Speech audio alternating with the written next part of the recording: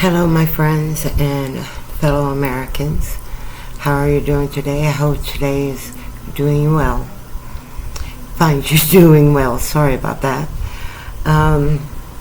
Today, I want to ask all parents, have you had the talk with your kids that's tougher than the birds and the bees?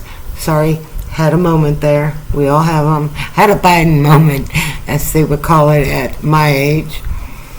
I want you guys, parents, young adults, that your parents didn't have this talk with you. And I know you could not get this valuable information from your school or your educating source. And everything I'm telling you is not only coming from years of experience and living through these so that I could fully understand. Now, my mother did not have this talk with me. However, I had this talk with my two youngest children, who I didn't do very well because I was still working out the details of it myself. But there are two topics I'm really going to cover in this video. And the first one is what demanding a higher start wage does to the company you're looking to get a job from. And the second part is what is appropriate conduct when you are at work. Now, fast food jobs were where all the young kids went to work. While they were even in school, 16 years old, you had to be 15 in Chicago if you had parental permission. Or I should say Illinois, because we were in the suburbs then. But when you go for a fast food job, that used to be all high school and early college kids. By the time college kids were getting into their second year of college, they had already found better employment. Now, I know that Biden has told your kids and a lot of people that our economy is okay. When you get your paycheck, adults, young adults, when you get your paycheck, does it look like everything's okay? When you go fill up your car, you go to make your car payment, you use your credit card,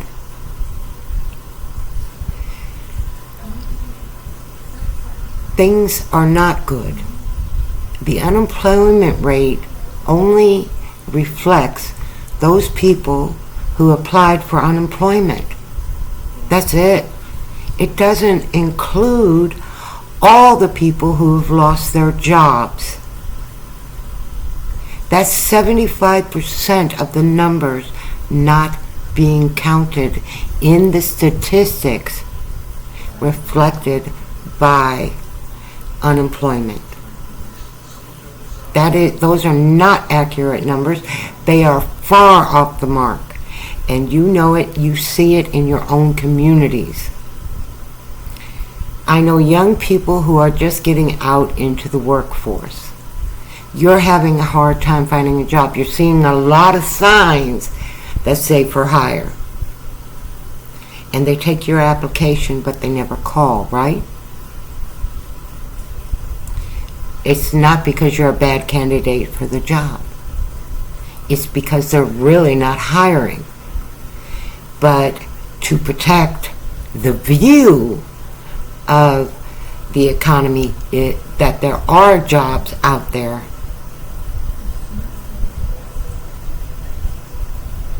they keep the signs up. It's misleading. But I have worked at enough companies to know it's actually common policy because they keep accepting the applications. Some of the applications will never even make it to a manager's desk for review because it depends on how you looked when you walked in. Your appearance in a job where you are working with the public is the image of the company you work for. It is not your personal identity.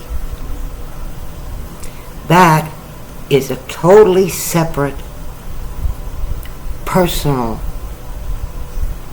value. That's it. And your company doesn't care about that.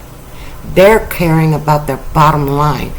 Just like you, when you can't pay your car payment and you can't give your mom and dad any money because you're still living with them because you can't afford a month to a month and a half security deposit plus the first month's rent. Now, do you understand? I do know what I'm talking about. I have been the manager of my family's funds and the money that goes through our household for 30 years. 30 years, no break. No break. Nobody else took the reins. And the one time that I asked somebody to do it, I found myself so far in the hole, and I was angry. But I did not realize he did not know how to do it, how to juggle all of these costs that seem to be getting out of control. And my son and his wife were living in our home, and they did contribute. They contribute through food stamps that they got for themselves, their little family, and they contributed with paycheck money, not their whole paycheck.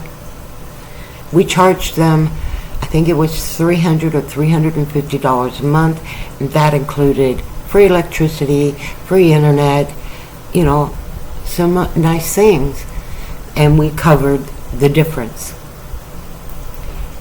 And we did that so that they could afford things for my granddaughter and then later on my grandson. Because the cost when you add gas in your car to go to work every day, or you have to ride the subway, or you have to use some other form of transportation, is costly to get to work and get back. I don't know how many times my son walked miles to go to work at a Sonic in Shallowater, Texas, where we used to live. And he walked there and home because usually I didn't have the car. We had one vehicle. And until they were able to save up money, which meant I had to allow them not to pay me any rent, so they could save up money and buy a car, then he was able to... See, we were poor. So I think everybody should have to live poor from the beginning, because they will better understand what they are dealing with as they grow up, the real facts of life. The birds and the bees is not the facts of life. That's the facts of sex. And your sex has nothing to do with your identity. Your identity is who you are as a person. But when you're in your workplace, your identity is null and void. You put on the uniform. If you're working in a restaurant or in a fast food, get your piercings out. Clean those things. Tattoos you can't do anything about. Some people will hire you with them and some people won't. They'll ask you to find a way to cover them. If you're skilled, they'll definitely ask you, can you cover that? If I got to take you into a board meeting, they're not going to respond to all this tattoo work you've got done. So I mean, I knew biker guys who had good jobs, but they wore makeup. And nobody thought anything of it. They knew. You know, it was like covering a hickey when you're a kid. You take some foundation, you put it over, and you blend it in so it's not so easy to see. When you're going to be working in a service industry like food industry, which is the most populous of jobs that there is in the United States right now. So if you're thinking you're going to come out of high school and get this great job, unless you know somebody, it's not going to happen. Now, I want you to understand something. In the old days, we didn't go to the government to increase our wages. No way. Are you kidding? We knew what that meant. If we went to the government to increase our wages, we would pay a much higher tax on those earnings, which means you actually get less money in your pocket. Now, if you're starting out at a fast food place and you go and you write down the numbers of how much money you're going to make, okay, and say it's like California, $20 an hour. I got 20 hours this week, so my check is now, my brain is not working, so you know what, go. But I'm not afraid to say that, and I'll look it up and keep a calculator on my phone because I don't mind using my technology to achieve my ends. Okay, so where's my calculator? There it is. We're going to go 20 times 20, $400. Now, when you get your check, that'll be your gross earnings. That is not what you're going to take home. You have to deduct 30%. So you're going to bring home a minimum of 30%, because once the new tax or new higher pay scale goes on, it'll be a higher tax than that. It could go as high as 32 to 34% will be deducted immediately from your check. Now you got to know they're going to take some out for what they call Social Security. And if you're like me, you worked the majority of your life, but you're 2 credits shy of being able to claim all the money you paid in. You can't even claim a little bit of it. They keep it all. You missed it by 2 credits. Alright, so now we're going to take out minus, we're going to do 6%. Your paycheck is $274. That's it. Now I know this is not an exciting, but this is the facts of the employment and the way it's working currently. This is the facts. You're going to bring home a paycheck of $274 a week, unless you're paid bi-weekly, every 2 weeks. And most companies actually do pay that way. The majority of companies actually pay bi-weekly because it makes you think you're getting a bigger check. Your check will be, let's see, add $274, $548 for 40 hours. That's 2 weeks. For 40 hours, your check will be $548 after all the taxes have been taken out. Actually, it might even be a little bit less. It depends on how the company takes out taxes. So, now you know that you're going to, times 2 is $1,096 a month will be your earnings. Okay, now you're making $20 an hour, and you're only bringing home $1,096 a week because you can't get more than 20 hours a week. No companies want to hire full-time right now. They can't afford it. They have to pay you actually a higher wage on a full-time pay scale, so that's not going to happen for you. You're going to really have to put some effort into that company and manage to stay with it when the company's having its ups and downs. You're going to have to stay with that company and keep your mouth shut so that you can keep that $1,096 a month. Now we're going to take out a car payment, which runs, let's see, about, depending on what you buy, if you buy from a dealer or you buy used. If you buy used, you're looking around $575 a month. So we're going to take out that. You got $521 to, well, if you just bought the car, you got insurance to pay. If not, most companies, you pay it every 6 months. But that's something you have to add into your budget. And my husband has an excellent driving record, so do I. But our insurance is about $300-400 every 6 months, and that's not full coverage. That's not full coverage. That is the cheapest insurance we could find.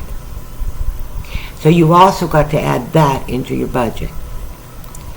Now, I want to go back to, let me clear this out, $1,096 in a month times 12 months. You're only going to make $13,152 for the entire year.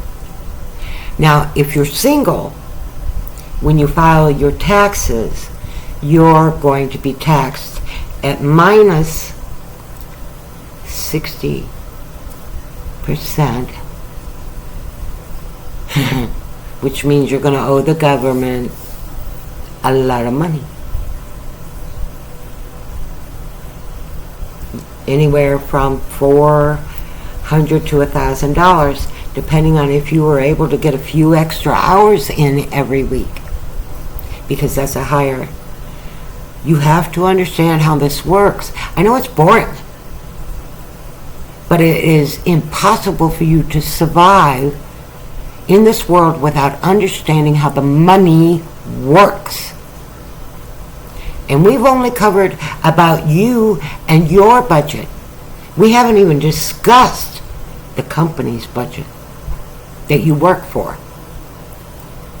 Because the next thing that you're going to face after trying to find out how to fit all the money for your phones, your technology, your gas, you're in a car, if you owe car payments every month, and rent, utilities, and then the final part of the year, if you're single, taxes. If you have no kids, higher taxes. Why do you think the government is trying to sterilize the next generation? Because that is that much less tax credits that they have to give back to the United States citizens. If you have a child, you get a tax credit. Just ask any illegal immigrant in the country who gets the same rights as you without being a citizen when it comes to this. Plus, they work mostly under the table and never pay taxes. So, this is what you're going to be working with your entire life. Now, do you want to keep pushing your jobs out of business? Or you want to get smarter about how to deal with the economy? Why any 18-year-old or 16-year-old has a credit card is beyond me, unless you already understand money. Now, credit card, if you get one, that, that's a loan. And you pay it off with every payment at a high interest rate if you're young, especially if you're young. They're going to hit you around 28 to 34, maybe even higher once the higher pay wages are counted in, because that does get included in your evaluation of how much they're going to lend you. And if they give you, most small, like Capital One, is actually a good startup company for any kid wanting to learn how to manage money with a credit card. Excellent, because they can start out at a low spending limit, because they do limit how much you can use your card. It will start getting declined after you've reached that maximum amount. Now, credit cards are vital to the economy nowadays. This is how many people are paying for groceries, for simple things. And they're struggling to make the minimum payments on these credit cards, because as the credit card company says, oh, your credit is building up, you're doing really good, we're going to give you an increase of how much money you have access to. This is another loan. Do not think a credit card is just money you don't have to pay back. It is a loan. And they will start you out, if you're a lower credit score, with $100, maybe $200. And if you can manage for 6 months to keep the account under the limit, you can get a higher limit. That's why your parents tell you pay it off. Credit cards are a loan. It's quick access to money you might need. Say you got to go to work and you're on this kind of a budget that I just talked over with you. You're on that kind of a budget where you've got maybe $300 to pay on a credit card, on top of a car payment, and on top of your phone. You're going to use your credit card to get gas. Now, if gas is $3.49 a gallon, which it goes up and down, but if your car takes 15 gallons, so let's see, $3.49 times 15, it's going to cost you $52.35 to completely fill your car. It doesn't seem right, but, well, that's a medium tank also, because for like my husband's truck, he's got it's a F-150, but it's one of the bigger ones. I think it's like an 8-cylinder or something, but it costs him between $60 and $75 a tank to fill his car, depending on the gas prices we can find. So, $52.35 to go to work for 20 hours every week. Now, you got to use your car to also go get groceries. You got to use your car to go to school if you're still in school or in college, like a lot of kids are today, and I call you kids because I am old enough to be your grandma. I mean, no offense, because I'm telling you, our kids today are intelligent. I see it everywhere, but no parents are having the talks with them that are the talks about life and death. This is your survival. And if you don't know how it works, how can you survive? Okay, my video is up to 24 minutes now.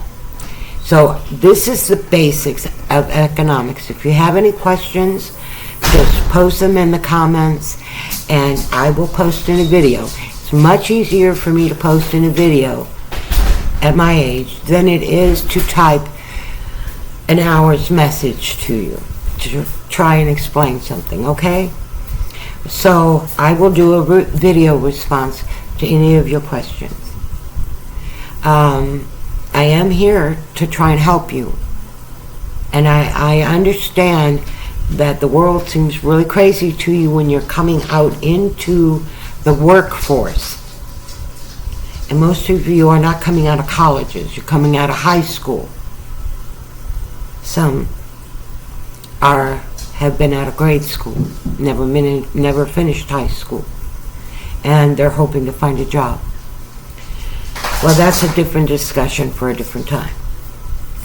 But if you have any questions, please put them in the comments. I do read all my comments, and you can tell it because I usually will like it, or I'll put a heart by it, or sometimes I even will respond briefly, because these hands have worked for so long that they tire out easily.